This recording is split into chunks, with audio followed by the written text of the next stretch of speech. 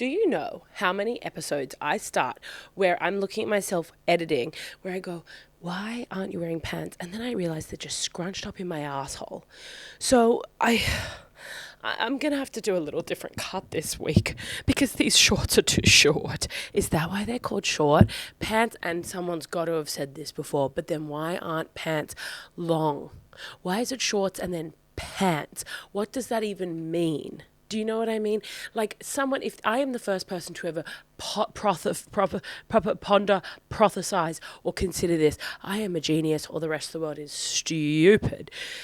Also, we're going to have to get through this episode toot sweet. If you're not from this country, you won't know that saying. But that's I'm going to say that's French, but I just not from Kath and Kim. So to me, it's Australian. Toot sweet has got to be French. And in my head, it is spelled T-O-O-T, sweet. And there's no way. There's definitely a little like French little fuckery up top. You know, where they put those little lines or the dots. Love that. I think every other language other than English is so cunty with its like drama and the lettering. English has got to be the most boring. The most we have to offer English is the little dot on top of the lowercase I. And lots of people choose not to engage with that. That's our only flair, and you're choosing not to use the little dot on top. Every other language has the little flicks and the cunty little this and the that. We only have a single dot. The W, that's kind of cunty, that's kind of vibey, but in the scheme of things, it's pretty boring. Flip it and reverse it, it's an M. Ugh. A C, lazy, not even closing it out to be a loop. Oh, God forbid we close the loop. Oh, boring. We've got to get through this episode nice and quick because I'm almost sure I've bled through this couch. Yeah, I'm on my period, and I pity any straight man who listens to this. The other day, someone told me that they listened to this podcast, and I said, why? Are you straight? And he goes, yeah. And I said, surely I'm not of interest to you. Which brings me to point numero uno. Welcome to February. Jess put a title here, make it pop. I'm not going to make a pop. What is this? What do you think this is? As if I'm making this on anything other than iMovie. No, I don't use iMovie. Best of luck if you use iMovie. I can't even speak. And I've got a joint sitting on my desk because I am going to engage in that after. I hope I haven't sworn yet. I really want to get better at not swearing. Have you guys seen those TikTok videos and Instagram videos where they make people use those period simulator like things, and they put the pads on their stomachs, and then they just get like absolutely toasted by the like level 0 to like 10, and then sometimes they show like gym bros like wearing these little pads, and it simulates the feeling of like period cramps, and then they're like, okay, lift, like do some squats, and if you have no idea what I'm talking about, just ignore all of this. But can I be honest, if you were my boyfriend, surely Justin Bieber, no, he must say girlfriend. If you were my boyfriend, I would be putting those simulators on every single time I have cramps. You are cramping with me. I know an eye for an eye makes us all blind, but I would rather we all be blind together. And that to me is community. And I think that's why there's a loneliness epidemic, because we aren't all curious about each other's experience. You know what I mean? I don't think what I'm saying, what I'm saying matters. So welcome to February. I have to be honest with you. I have been experimenting with the new, face regime. There's no way that we use the word regime for like face stuff and then also world domination regime. How are there so few words in the English dictionary that you use those across those two things? That seems outrageous.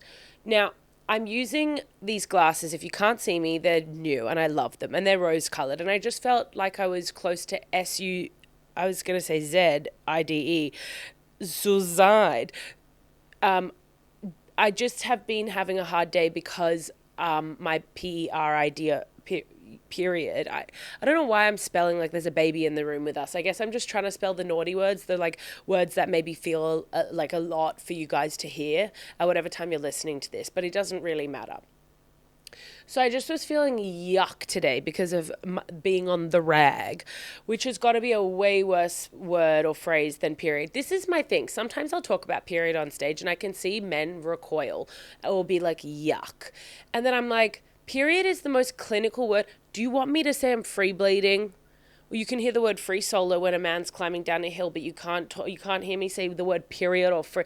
On the rag, if you are going to say yuck if you're going to react yuck to when I say I'm on my period, I'm going to double down and tell you how it's on the rag. I did have the thought today. My period blood is like a beautiful color. I don't know. Call me confident. My therapist wants me to be more confident and practice more self-love. My period, the color is stunning. Beautiful. I cannot do a Trump impression to save my life, and that's probably for the best. So,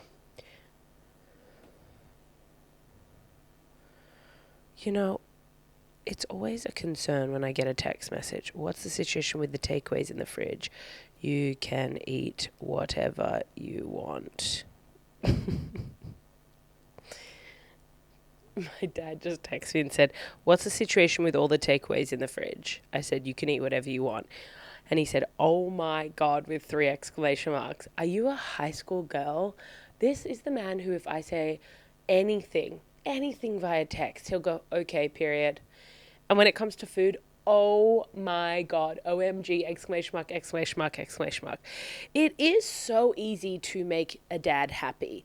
Just get him to open a jar every so often and let him eat the leftovers. They've got to go out anyway. This man has a stomach of steel. I think the psychological effect of being able to eat something that my mum didn't force feed him is what keeps his stomach safe from exploding from eating takeaway food. Because my mum has this man on a regimented schedule of cut up barbecued zucchini, eggplant, ratatouille with no spices because she's a white woman, and just chicken or salmon. That's what my parents live off of. No judgments, but all I'm saying is then I leave a spanakopita in the fridge and I get a text, OMG, exclamation mark, exclamation mark, exclamation mark. You know the man doesn't have much when that gets that reaction. Okay, so welcome to February. I've got a couple of things I want to talk about. I'll go through what my month has been like. I've got some questions. If you listen to January, you know the deal. But also, to be honest with you, I don't even remember how I structured January. So in that way, it's going to be whatever the fuck comes out in February. And we've had a lot happen in February. And we're also looking... Oh, that's what I did want to talk to you about in February. Okay, so I'm wearing these glasses because I had a shitty day and I just wanted to see things through rose-colored glasses. Yes, is that poetic? Yeah, sue me. What am I, Sylvia Plath? God willing, head in the oven. But we don't have an oven at the moment. You know why? Because my parents insisted on changing the fucking kitchen. The one good thing I'll say is they have put in a cold water pump. I'm like, what are we, the bloody Kennedys? We have a cold water pump. I don't know if you guys have that in your houses or if you've ever lived in a house with a cold water pump. I'm loving it sick. That shit's free flowing, fucking crispy cold water. That's crazy. I know that sometimes fridges have the cold pump, but for about 10 years, we haven't been able to use the one in our fridge because my mum said the filter hasn't been changed and that there's stuff that it's bacteria grows in it, as if I'm not cleaning my fucking teeth every night with the chemicals from the bathroom hose, but no worries.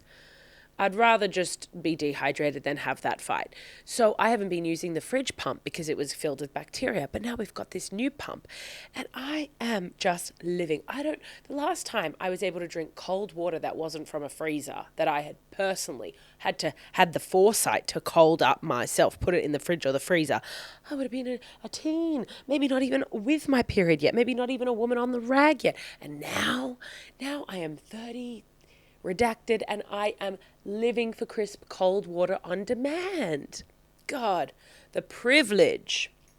So February, we got the cold pump. The cold pump, interestingly, also does produce hot water.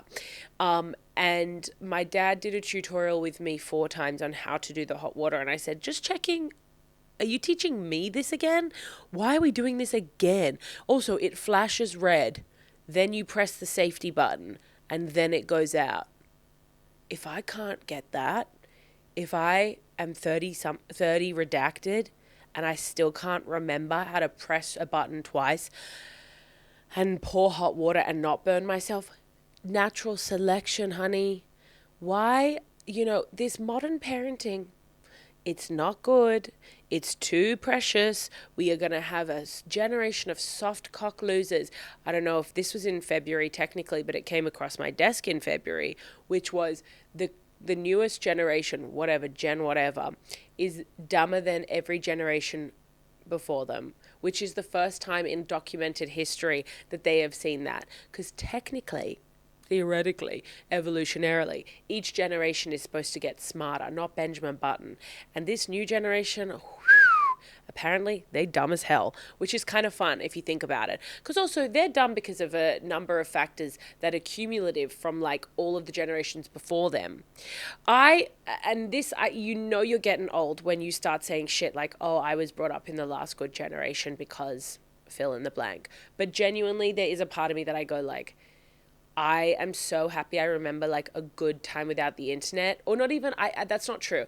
I had the internet when I was relatively young, but it was still at the time where like there was no world in which you had a computer in your own room unless you were really fucking rich. And we're water pump in 2026 rich. You know what I mean? Like we're getting that installed now.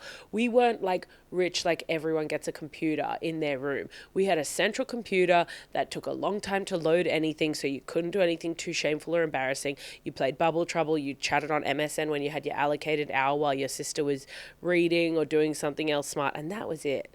And I legit remember being out and about with friends, like actually being amongst the people. We'd go to the park after school, we'd ride our bikes past the boys' houses that we had crushes on just to try to get their attention. They're not paying attention. You know, like there is something so romantic about that. And it's like, with rose-colored glasses, we always look back and we think things were better than they were. But I actually look back and I go, nah, we had a fucking good run. We had a good run. So it would be pretty hard to be brought up now. And I'm sure they can still go out and like have fun and whatever. But even just like, you see like young kids out on the street and it's like, I saw some girls the other day. They were all wearing essentially the exact same outfit, two like little two-piece like shorts and a t-shirt. One was in stripes, one was in like grey, and one was in like black or something. And zero personal style, with pin straight hair, like lip gloss. You girls are like 10 unless it's like bubblegum flavor. They've got like TikTok makeup on and I sound old, and that's okay. That's okay, because with aging also comes the feeling that you were from the best generation, or you were from like, you are superior. And I think that's why aging is okay to some degree, because you have like a superiority to you. And keep in mind, I haven't said a single thing that I plan to say yet. Not a single part of this conversation has even touched upon the notes that I wanted to discuss with you. So nothing I've said can be held against me because it's not planned. And if it's not planned, it shouldn't count. Okay? So I also want to say glasses have to stay on because I am developing just what would be called an explosive volcano of a pimple right on the tip of my nose. And for about 2 days, every time I like touched my face, it would like hurt. So I knew something big was coming.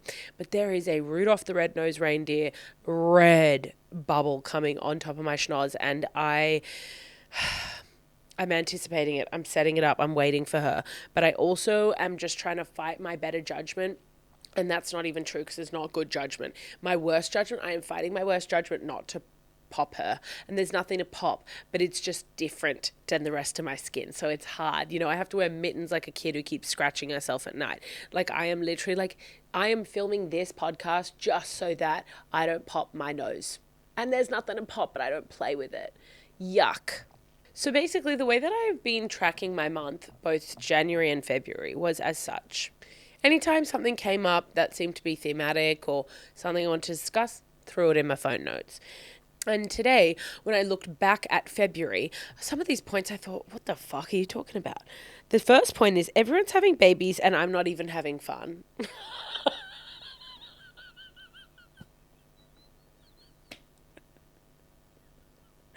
That's fucking funny. Oh, I'm trying not to swear. That's funny. Everyone's having babies and I'm not even having fun. And yeah, there were a couple weeks at the start of February, they were pretty rough for me. I can't lie to you. They weren't fun. They weren't even F you. Do you know what I mean? That's how that's how sad things were. I wasn't even, there was none, there has never been, there never will be. That was the vibe, okay? So I think that that feeling came from because a couple friends, like distant-ish friends started, like one had a baby, one revealed they were pregnant, and it is always a reveal, if I'm honest. My brother had a baby. My sister's had her babies for a couple months now. It just feels like there's babies everywhere, compounded by the fact that like every single cousin I've ever met has a baby, and every next generation of the Fuchs and other last names that I will not reveal, extended family, they all have had girls. I don't know what sort of shit hot karma the men in my family have performed in order for the universe to send every girl in our family, every woman in our family, a girl. The world apparently balances these things out. I mean, apparently the population has historically always been pretty even split, like 50-50 roughly, like maybe 49-51, things like that. But overall, human nature just seems to even out boy-girl. Isn't that kind of interesting? Don't know why, won't look into it. Feel free to do it on your own time. Leave a comment. If you're a straight man and you listen to this, can I extend a request? Leave a comment. Just as an experiment. 0 comments. Also, any of you bitches who are watching or listening to this, can I tell you, sometimes my YouTube video gets a dislike. Don't know from who. But if any of you are watching and listening to this and don't do the simple kindness of just liking it, you are not an ally to the Fuchs community, to the Fuchs family. And by Fuchs, you don't need to extend that love to everyone in my family, but you should be extending it to me. Okay? Me making this free content, me putting my desire to have a little elevated evening, if you catch my drift, and then you don't even bother to like something. That's the bare minimum. Now, point 2 I wrote was Chimp Empire. This is a beautiful walk down February memory lane. Now, Chimp Empire was something that was recommended to me by a friend who said, you will understand the world. You will understand gender dynamics. Chimp Empire is a Netflix 6-part or something documentary about a big chimp community who live in a forest, a rainforest. And now I haven't finished it, but what I want to say is I was locked in. I tried to watch it. It is like a nature documentary, so watching it at 1.5, if not 2 speed is ideal, because otherwise it's a lot of like long looks of chimps staring out onto the horizon with like slow voiceover, whereas at 2 speed, it's definitely a lot more enjoyable because it's kind of like 1 second look, and then a fight. You know what I mean? Whereas otherwise that would be like, that's a long time to sit in silence with a chimp looking out into the atmosphere. You know what I mean? Phenomenal. And my friend did say, and spoiler coming, so block your ears if you're going to watch Chimp Empire. She goes, there's a death. So I sit down, I watch the first episode. The first episode bar 10 minutes. And then I go to visit my brother and his wife and their child. And I tell them all about Chimp Empire. I said, I don't know if you heard. I don't know if you heard the news. Hear ye. Chimp Empire is alive and well, and we should all learn from it. And they said, what the actual fuck are you talking about? So then we start watching it all together, and they go, we're really sorry, we can't watch this. We are raising a child, and that is stressful enough. This is not a good piece of art. And I said, it's not art. It's actually just a representation of human nature. And they said, who taught you to speak like that? And I said, I'm just regurgitating what I was told it is. So they said, you're an idiot. Can you leave the house? Because we don't want that to be contagious to our child. And I said, I understand. And I said, there's a death in the episode. And they said, when? And I said, I don't know. I haven't got to it yet. And then I leave and I go to the gym and I'm on the treadmill, 2 times speed to try to get me, kind of, because I will listen to music. I do listen to music when I'm on the when I'm on the treadmill, I will listen to music. But I'll tell you what, music is too boring for me personally to get 40 minutes on a treadmill done. It is too boring. And anyone who, the thing is, I love a fucking Jane Austen stroll through a park to think. I have no problem with that. But like a rat on a fucking treadmill in a cage, surrounded by like hot people sweating next to me who have low BMI, I can't do that for 40 minutes. I can't do it. Okay? This month I have liked the gym more than past times in my life, but I have also, on the flip of the same bloody coin, I have hated it because I am so bored, because I'm trying to do more cardio and I'm trying to do more everything and I'm bored. And then I watch all these videos of people putting up stuff where they're like talking to people at the gym, or they're just like showing lols moments at the gym. And then I go, could I do that? And I just don't know if I could do that. The gym I go to is just the sort of place where it's like hot people talking to each other. And I feel like a gremlin in the side being like, yes, are you finished with that weight, my lord? Like, and that doesn't mean that's what I am. That's just what I feel like there, because that's the sort of people that go to that gym. I don't know what to tell you. Okay. And I won't be shamed by you for feeling like a gremlin. I won't be shamed by you for feeling like a gargoyle. Part of letting me be me is letting me feel like a gargoyle and not feeling like you have to be, oh, that's not true. Because the second you try to convince me I'm not a gargoyle, guess what I am? And this happens all the time with fat stuff with my friends. And the thin friends who will be like, oh, do you want to borrow a cardigan? A cardigan? You're a triple XS.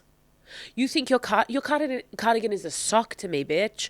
Thin people trying to pretend like they should lend me a piece of clothing when we happen to be in a situation where I need something. Shut up. It's performative and boring. Okay, so Chimp Empire. Oh my god. So then there is a death. The point is, then the second episode, they show all the dynamics of these chimps and the community they live in. And then there's a reveal that one of the chimps in this other community, he lost his hand because it got hit by a sniper. Now, and then they just go on with the story. And they show him limping with one arm and two legs. Or if they're all four arms. I don't know if a chimp has 4 arms or 4 legs. Or 2 and 2, but they use them interchangeably. So surely they're the same thing. Is it a chimp? Is it 2 chimp? Is it 4 chimp arm? Do you know what I mean? Do they have legs or arms? Because if they're the same, if they function the same, are they not the same thing? Like if my legs were just more arms, I'd say they're arms. I'd say I have 4 arms. And I want to know the answer. Is it 2 arms or is it 4 legs? Do you know what I mean? So I think they said his hand. So then maybe see, but foot and hand is different to arm, leg. You know what I mean? So they show him hobbling on one arm, one hand, 2 feet, three trunks with the feet at the end and the arms and he's got a stump on the one arm. Hand is missing, and they just go, yeah, this one, tough shit. This guy, he got his hand blown off by a sniper. And then they don't give any more details. And I text my brother and his wife and I said, and just you wait, in episode 2 when you get to it. They said, we're not getting to it. I said, you're going to have to get to it.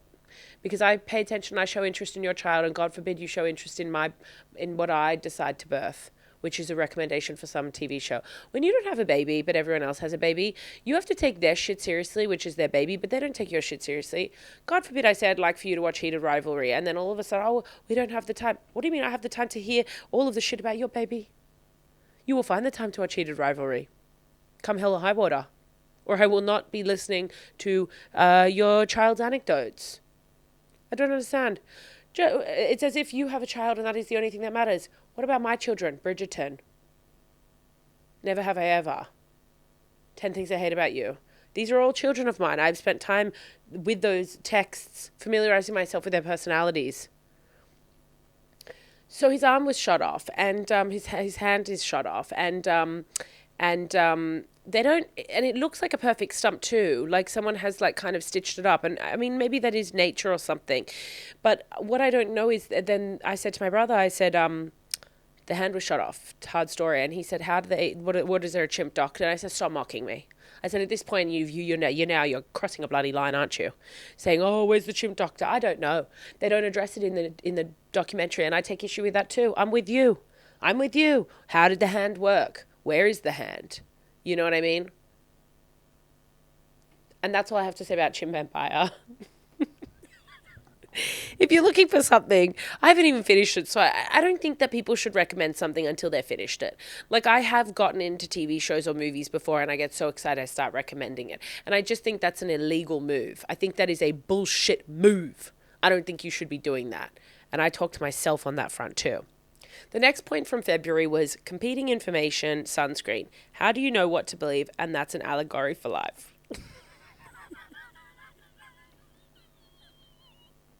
I love knowing past Jess. That's funny.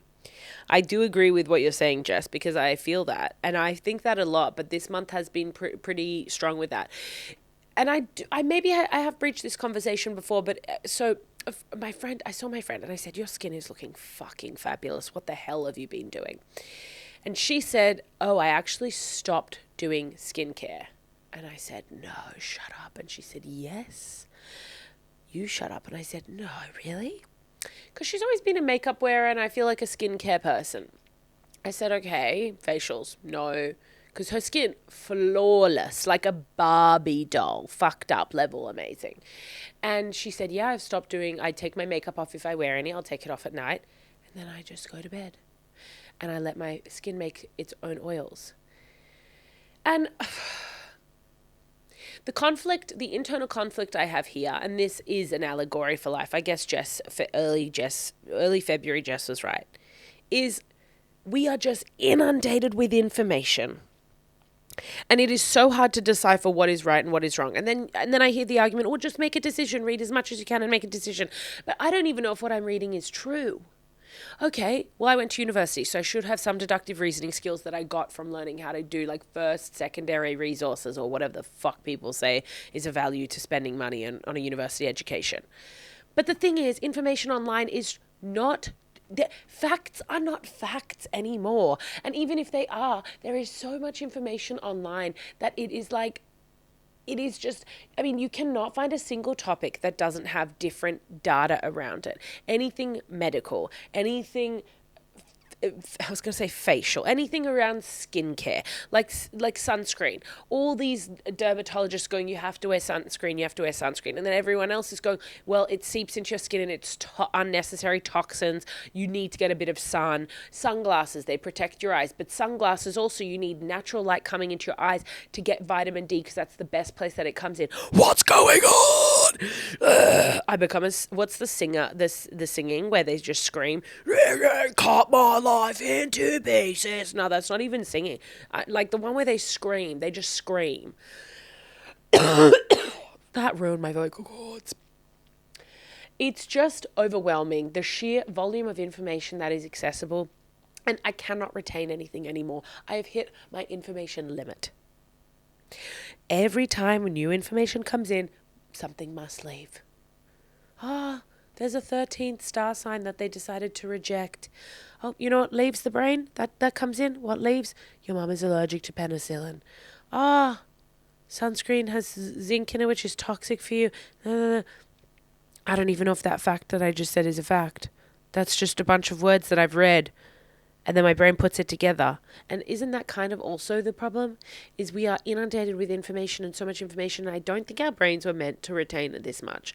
Or at least whatever my level of intellect is, I've hit it. You know what I mean? If you're Einstein, you keep reading, you keep absorbing, you keep indulging. Love that. But if you are of average intelligence, I'm going to need you to put the pen down and put the iPad down and put the fucking Google results down, because we actually can't. I think the world is getting dumber because we are challenging our average intellects too much. Kick back. Learn a couple solid facts. Live your life based like that. We don't need to always be getting better. I am sick of this improvement culture we have had to tell ourselves, because then you can't even do the bare minimum because you're always trying to improve. Putting the baby to sleep. And the baby is anyone who has an average intelligence, and I'm talking about myself, okay? Unless you are immense a genius, and even then, some of those people out there are idiots. Did you guys see in February the Winter Olympic guy? If you haven't seen this, he won or got a bronze or something and decided that was the time he was going to apologize to the love of his life, who, hey, by the way, was a girlfriend he had had for only a handful of months or something like that. And hey, guess what he did? He cheated on her. But he used his platform to apologize, or just say I don't even think he technically apologized. I think he said he ruined the love of his life, the relation with the love of his life. Bro, that's a guy who doesn't need to know anymore. You know what I mean? That's a guy who we tap out. We go, hey, Hey, we just cut you off the internet. You keep doing things with your body. You keep going down the hill. That's nice. I think that's a perfect use of an average intelligence guy. You keep going down that hill. We don't need you to learn information. You're cheating on the love of your life. Shut up. So I feel this month I've been torn in many directions, and the directions are pretty much just how do you know? How do you know? How do you know? That's the direction. How do you know? With this much information, I feel like Carrie Bradshaw, that would be my drag name, Carrie Bradshaw, and it's just me as a bread loaf. Bradshaw, bread, yeast short. Stop it. Stop riffing in this direction. It's not for you. I just feel like there's too much information and it's making it really hard to make decisions about basic information, like whether I should wear sunscreen or if I should really cut. And then you get a friend coming up to you and her skin looks amazing. And she said, I cut out all of my skincare. And then you're like considering to do that. And then I'm like, I don't know if that's the right thing to do either. You know what I mean?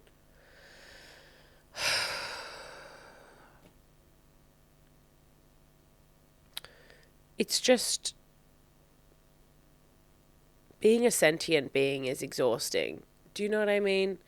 And I can't imagine being any smarter than I am now. Thank God I'm not. I pray every day to a non-existent God that I am of the intelligence I am. I couldn't handle any smarter. I am tapped out intellectually. I am tapped out emotionally. If I was one, what's the points where they judge your intelligence? What's those points? What's those numbers? See, if I was any smarter, I'd know. You know, the test you can do at the IQ. Surely it's not that. Surely it's not that simple. And that's why I'm not. That's where I'm at. You know what I mean? Like, that's where I'm at. So I just want to say February was a weird month because I had a bunch of conflicting information coming in and I went, how does one make a choice? And I don't think a choice has been made. Maybe one day I'll make a choice to wear sunscreen and the next I won't. Today I wore a hat. I don't even know if that felt right. Do you know what I mean? I don't even know. Maybe next week someone's going to tell me hats make you bald and hats restrict your head and then I just am tired with information. And I don't think humans were supposed to live like this. What's my next point? So, for the last week of January and then the first week of February, I was in Melbourne doing a bunch of shows because I'll be doing the comedy festival in a couple months. Not even a couple months. Excuse me, in 1 month. So if any of you bitches are in Melbourne, I better be seeing you at the show and you better come up to me and say, hey, I never like or comment, but I am listening. But I am with you. I am locked in every end of month. I was locked into weekly episodes and I am disappointed in you for doing monthly. And then I'll say, I don't think you should be speaking to me like that. And then you'll say, I can speak to you how I want, bitch. And I want to see this script. I want to engage like this with you if you were in Melbourne. If you were in Adelaide, I don't think any of you are, but if you're in Adelaide, you better have a ticket as well because I'll be in Adelaide from like the 3rd of March till the 8th of March and then Melbourne from the 23rd of March till the 19th of February. So I don't know how I'm going to do the February, April, I don't know. I'll put it in the bio. I mean, I don't know where any of you live. That's the reality. And again, feel free to comment, leave a comment where you are. I don't know. I don't know any of you. Okay, leave a fucking comment. I need 100% more engagement from all of you, just as across the board, because my February has been dog shit because I'm pretty sure I'm shadow banned on social media. And yeah, I know there's all this data saying everyone's logging off and no one likes social media. And the social media platform, especially Instagram, is weird. You're just seeing the most random shit that's got nothing to do with you. That's not your following. That's not your followers. That's not who you're following. But I need you to lock in harder for me, okay? Because I'm shadow banned. And I'll tell you what, it has been rocking my day-to-day life because I am trying my fucking hardest to sell tickets to this stupid little tour for this amazing show that is genuinely the funniest material I've ever written, and I need your help to promote it because at this point I cannot do it on my own, girls and boys and gays and theys, okay? God forbid a woman cries out for help, of which none come. Okay, so when I was in Melbourne, you will never guess what happened to my iPhone 14, 15, whatever, 13, 12, 11, blast off, you get it. But my iPhone snapped in half. She got all bloated, and then there was a line across the screen, and I took it into an Apple store, and I said, yeah, my phone won't work for more than 1 second at a time, like it just shuts off. And the guy looks and he goes, You know, when a man does that, whether it's about your car or your technology or just like anything, he goes, "Ooh, yeah, look at that." Holds the phone up, shows me the pregnant belly in the middle and goes, "Yeah, battery's exploded. Battery's dead. Screen's cracked down the middle. Can you see it?" No, bitch. I came in because I couldn't see what the problem is. Why do you act like I have to be part of the genius bar too? Okay? If I was a genius bar, I wouldn't be coming to your genius bar. Stupid man. He says, yeah, it's fucked. He was like, if you want, it'll cost like $500 to replace the battery, fix the screen, and it will take 3 to 4 days. And I said, I'm in Melbourne. I have no backup phone. I don't have that as an option. So this phone was old, and I was going to get a new one anyway at some point in the next year or two. Obviously, I was not in the position financially, but you got to scrounge together what you got to scrounge together. So I had to buy a new phone. And I don't know if you guys feel this way, and I'm going to read it because I wrote this down and I do think it's true, and then we can talk about it more in depth. But getting a new iPhone is like what I imagine a long-term relationship is like. When you first get the phone, so when you first get in a relationship, you're not going to do anything bad. You know, you're going to be really well behaved. You're so careful. You're putting it down. You're being really gentle. You're like, you got the perfect case. You treat it really well. Charging it only when it needs to be charged. You don't want to ruin the battery. You don't want to do anything. But then you've had the phone for a while, and then someone's like, oh, can I see something on your phone? And you're throwing it 15 meters. Drops face down. You don't care. Charging it any time you need, just absolutely decimating that battery. And that's what I imagine a long-term relationship for is. You know what I mean? It's like an old iPhone. When you first get in the relationship, I mean, I have seen friends in long-term relationships, not only do they not open the door for each other, they'll open it and slam it shut. Not because they're trying to intentionally hurt the other, because they don't give a fuck. I've been with friends when one trips, and oh my God, are you okay? That's me. A concerned citizen. Boyfriend or girlfriend, they don't give a shit. Oh, yeah, trips all the time. Don't worry about it. Don't worry about it. The way that people in long-term relationships become utterly indifferent to the pain and suffering of their partner, and maybe on a bigger scale, the emotional suffering, they're really locked in. It's hard to say. But in a small way, I think of a long-term relationship like an iPhone you've had for a while and you no longer care. But a new relationship, that's like that brand new iPhone. You're so gentle with it. Wow, you keep looking at it, playing with the functions, touching it. You get what I'm saying? I don't know if that means anything, but I thought that was, I guess, poignant when I got my new phone. It felt true. Oh my God. Okay. Last thing I'll say before I get into, because this happened yesterday. So this is like the end of February, Jess. And then we'll get into the questions. And I kind of hate that I've set myself up as having to do the questions, if I'm honest with you, because when I was picking the ones that I was going to do this month, I was like a bit like, I hate these, but we're just going to fucking do it. I'm going to pretend someone else wrote them for me. That's how we're going to get through them. Okay, so at the end of my tour show this year, so it's called Feral, if you don't know, it's called Feral, and I tell a bunch of stories and stuff like that, but the central story is about going to Ireland and breaking my ass on the cliffs of Moher. And the very last chunk of the show kind of has this Titanic reference, and at the very end of the show, My Heart Will Go On plays. So I wanted to pick maybe a remix to play, so it's a bit more like because I was worried we'd get to the end of the show and then all of a sudden it's like every night in my dream, and just boring, you know what I mean? So I start looking for remixes, and when I tell you, I have not really engaged with DJ culture. I am not really a music girl.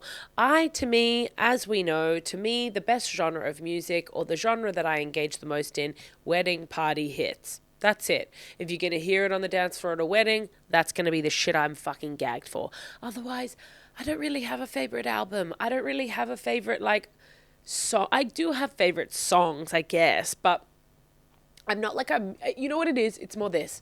My friends who like music, they know information about music. They can tell you the years things came out. They can tell you who was in music videos and who made music videos. Like, and yes, I am just describing homosexual men. And someone needs to deeply study the culture of gay men loving music videos. I don't know what it's about, but every gay man that I spend time with, they will inevitably pull up some sort of music video on their YouTube, on their phone, on their computer, on their TV, and they will sit there and show me music video after music video. And I do not know what that's about. I really don't. Scientifically, emotionally, sexually, I have no understanding.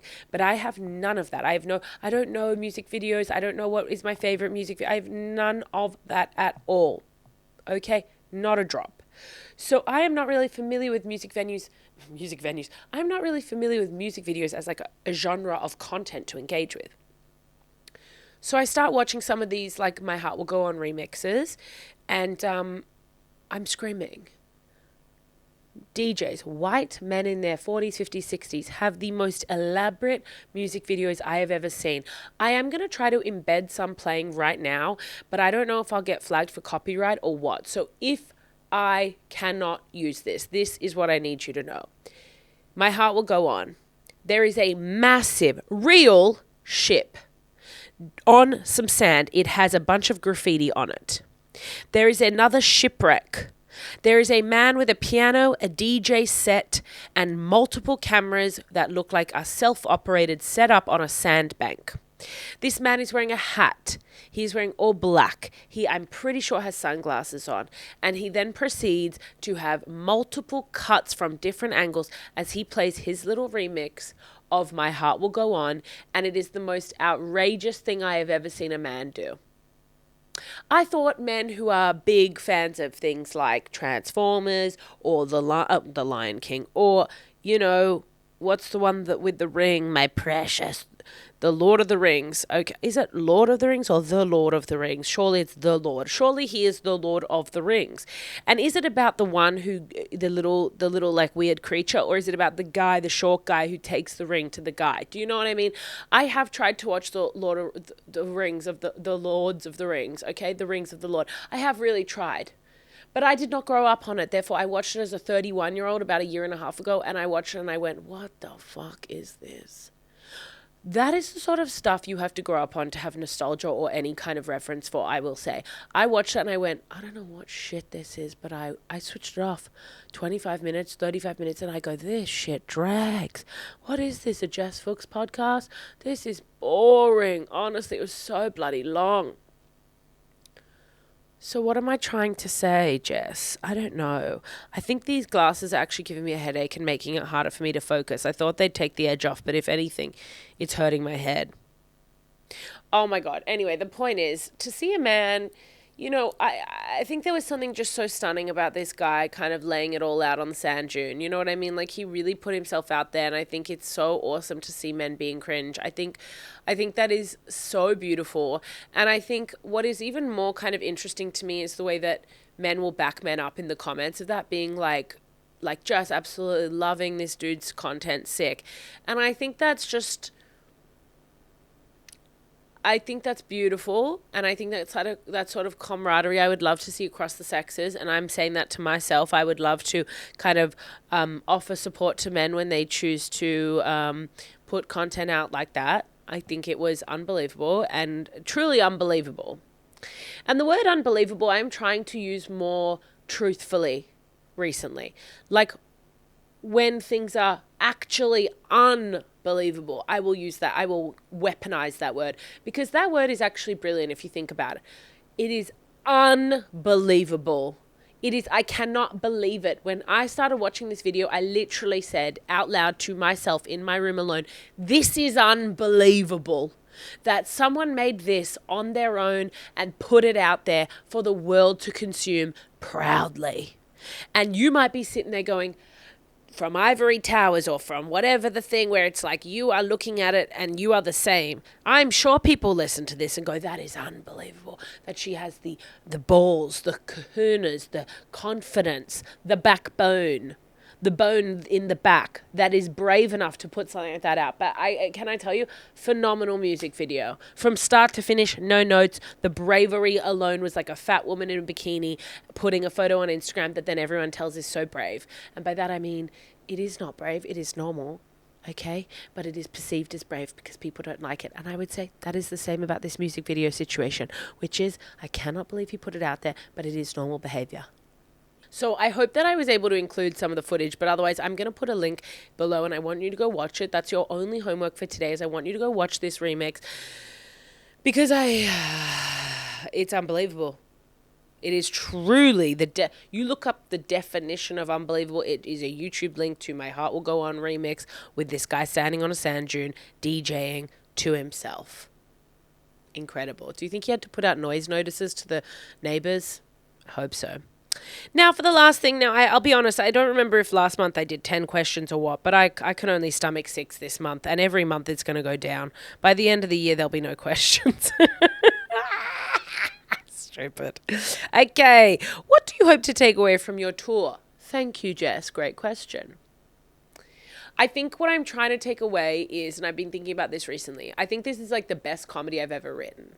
And I think that's really cool. And I think whether or not it sells out, whether or not it gets well reviewed, whether or not anything comes of the actual show itself, the upskilling and the leveling up in terms of like comedic ability and confidence and whatever, I feel like that is something that shouldn't be understated. So I'm trying to take that away. And then, anything else that happens is cherry on top. If I get any movement in my, in the more industry side, great. If I get any ticket sales that can help me break even, great. Because if you don't know anything about comedy, at least specifically how the comedy festivals work in Australia, I have touched upon this before, but all comedians are doing it at unless there's certain comedians that are paid to do it or whatever, but the majority of Australian comedians are paying out of pocket to put their own shows on, which means that the only way that we break even, let alone make money, is by selling enough tickets. So if you are someone who listens to comedy or doesn't, or goes to comedy or doesn't, or just follows a couple comedians, myself included, like me or anyone else, if you have the money, I know it's expensive and I know no one makes any money these days. So that's the other part of the equation that's really hard with these festivals. Is every year the cost of living goes up, people's incomes go fucking down, if not the same, or whatever it is, people are struggling financially. That is just the reality of life. And I think if you have any money that you have free to put toward the arts or to put toward recreational fun, go and see people that you like, whether it's me or someone else, it doesn't matter, because all the comedians are putting on these shows and trying their best to just break even. So in addition to anything positive that happens, great. But for me, I think the takeaway will be just being cool, I'm doing some really good comedy at the moment, which is fun, which is great because that's all I can control at the end of the day. What's your favorite color right now? Great question again, Jess. I oscillate between an electric blue and an electric pink. Yeah, I'm gender normative. Are you having a boy or a girl? Are you having what's it called where they do the reveal parties, gender reveal parties? I think just an electric color just sets me on, it electrifies me. But maybe blue, although, and these are not colors, I'm a bit sad about this. I found this stunning, kind of cape poncho thing. It's sheer, and it goes just up to my nipples, and then it's diamanted, and I'm going to wear it on tour for at least Adelaide and Melbourne. I think when I take my special later in the year in Sydney, I don't know what I'll do aesthetically, but it's white and diamante, and I was just going to wear a black dress under it, which I'm a bit sad because it feels a bit boring, but we'll see. So I might try to throw some other color in to spice it up, but electric blue is sexy to me.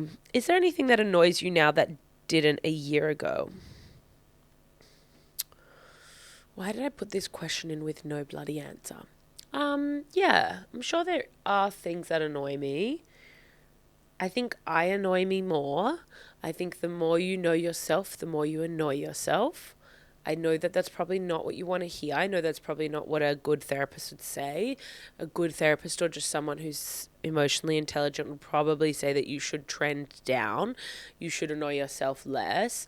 But I will say I annoy myself more, because I think when you know yourself more than when you don't live up to the expectations you can have of yourself, you annoy yourself more because you know you can do better. So maybe there's that. That would probably be the biggest thing. Sorry. I also got distracted by the fact that I just saw a door close upstairs. And that means there's someone in here who shouldn't be.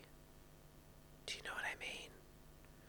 So if I'm murdered live on camera, I want you to... There are so many suspicious sounds. And now footsteps. I need one of the maps from Harry Potter. What's it called?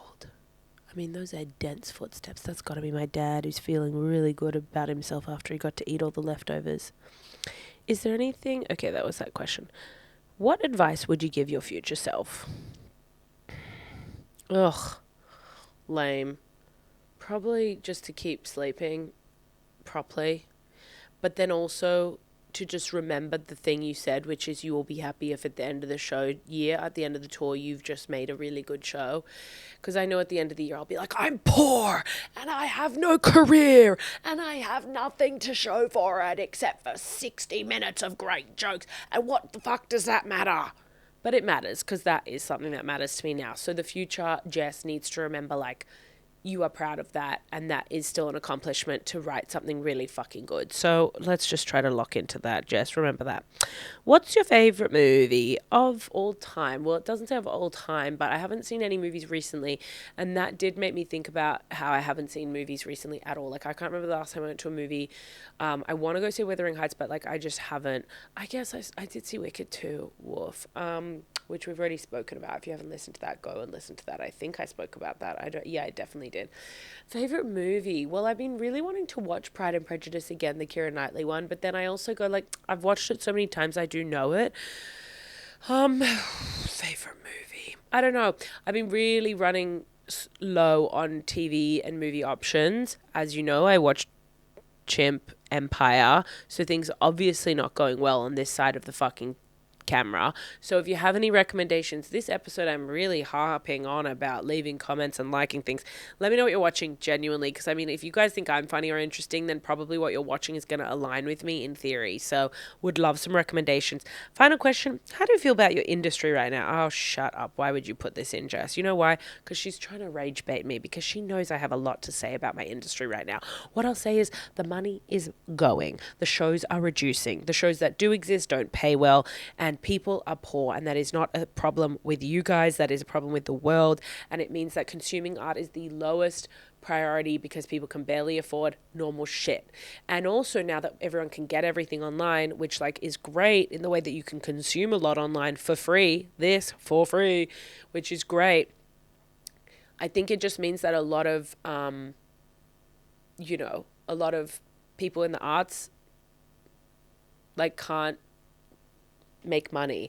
And it is such a privilege to do arts. Like, the fact that I am able to do this as a job is a privilege, because, whatever. But I also think it's like, I think sometimes people, not everyone, but I think sometimes, or maybe this is more like governments, if I had to think about it, like politicians, you know what I mean? I know that sounds so lame to say. Well, not lame, but it's like, yuck, what do I know? But I think governments, let's do that. That's a broad kind of sweeping statement, which is probably the opposite of what I should be saying, seem to undervalue art, even though art in all forms is, like, so important to human connection and community and recreation. It's like when everyone's lives are so shit because they can't afford to eat food out, or they're working so hard, or they're stressed and stuff. It's like engaging in art, whatever that is. Maybe it's going to a free art gallery, or going to a free comedy show, or going to a movie, or whatever it is. Like, I do think art is, like, the privilege of, like, creating and being able to engage with creative stuff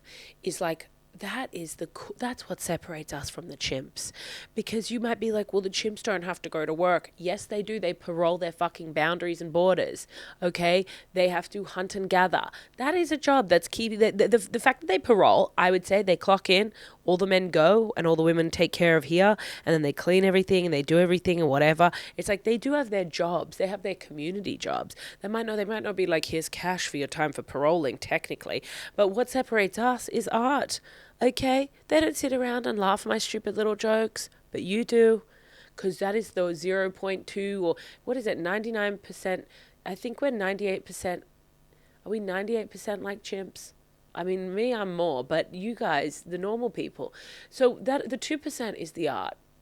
That's my evolutionary belief. As soon as the chimpanzees figured out which hand or feet or hands or whatever they've got four of, which one to put a paintbrush in, that's when they really started wearing the berets, twisting their moustaches, saying things like, this really reminds me of an existential kind of postmodernist take on the tree bark and kind of mud combination portrait you've made. And that is the difference. So why am I pissed? I'm pissed at the Australian industry because whilst we are doing some cool things at the same time, I don't think there's enough emphasis on like low to mid-tier art. I think it is just the same money and funding in Australia goes to the same, let's say, 20 comedians, 20 artists, and I can only talk about artists because that's my comedians because that's my experience, but the same people are on the same TV shows, are in the same writers' rooms, and there's very little opportunity for movement and growth other than what you create, aka paying your own way in these festivals, which are very expensive for us because the festivals themselves take a huge chunk of money, which feels illegal, but it is a pyramid scheme. So hey, as long as you know you're going into a pyramid scheme, I guess it doesn't really matter. So yeah, I'm annoyed by the industry right now, but what can you do? I mean, I think it goes in ebbs and flows, and I think that the coolest thing is, I was saying this to someone the other day, I think what I've noticed is, for example, like people used to come and see like Gays and Girls, the show that I would do, and now the ticket sales for that have slowed a little bit, but I think the cool part of that for me is like a lot of people will come and see my show, and I think because people have, again, so little money, myself included, which is why I would never judge or anything or like reprimand, I just totally fucking get it. I literally haven't gone to a movie, because I'm like, if I'm gonna go spend $40 or $50, like I don't want to do it on that right now, like, and I'm already paying for a streaming service. Do you know what I mean? Like I may as well stay home and just do that. What was I going to say? There was a bloody point. Oh, but the point is that I do think now people are very, very conscious of where they put their money and they put their time. And so the beautiful thing is like I am having more people who come and see me specifically because they want to spend an hour with me and watch my hour show, which is like so nice, such a nice place to be in my career. But I think overall the industry is definitely hard, which, ebbs and flows. It is a privilege to serve creatively. That is what I know. So wow, I have no concept of how long we've been talking for. We, meaning me to you, screaming at you throughout this, ups and downs. What's new, pussycat? I want to say I hope you've had a blessed February. I look forward to seeing some of you as my tour kicks off in March in Adelaide, in Melbourne. Then I will do some shows in Brisbane. I will do some shows in Perth. And then finally, I will do most likely, and I am getting the dates locked in the next few weeks, middle of June 2026, Sydney, baby, in a beautiful theatre. That is where I will be taping my goddamn fucking show. So you bitches better show the fuck up in all of those places. No excuses, unless you're poor, in which case, excuse. In which case, love ya. In which case, thank you for your service. In which case, I hope this touches the sides. Okay. Wow. It's kind of weird not going to see you next week. Do you know what I mean? Because I'm like, I've spoken so much, which does cover February. I feel like I've given you February. But then I'm like, oh my God, see you guys in a whole month. That's crazy. Okay. Have a beautiful rest of February and a beautiful March. Mwah.